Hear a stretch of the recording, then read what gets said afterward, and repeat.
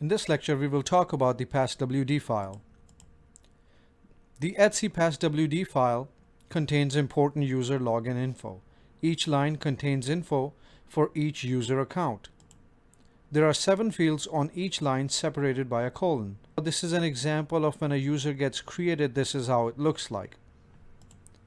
Couple of other examples are listed here as well. For example, there's a user, regular user, and there's a service account. And root is obviously root. Let's look at these through the terminal. So I'm going to cat the file, the passwd. It's under etc directory. As you can see, there's many users listed here. Each time a user gets created, this file gets updated. This is where this information is stored. I already have these lines listed in here, so let's break them down. So the first field is the username. The second field is the password, represented by an X. The password is actually stored in etc shadow file. Also, if you don't see an X here and you see an asterisk here, that means this account is disabled. The field 3 represents the user ID. Each user has a unique user ID. So in the case of root, the user ID is 0, and that's usually the case. The next field is the group ID. Field 5 is a comment. So for root, it says root, and that's a comment.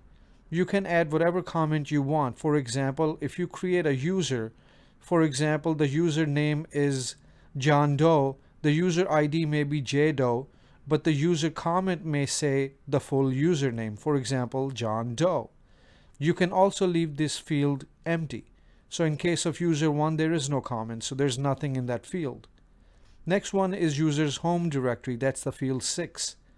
And the user's home directory for a regular user, it usually starts from /home and then the username. In case of root, it's /root. Also for the service accounts, it can be different. In case of FTP, it's /var/FTP. The field 7 represents the default shell. For most of the users, by default, the shell is /bin/bash. But in case of a service account, it might say /sbin/no-login. It's because they don't need to log in.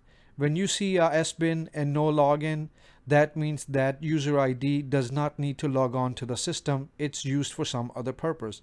These are the 7 fields that are in the passwd file. When we create a new user, this file gets updated, a new line gets added, and this is how it looks like.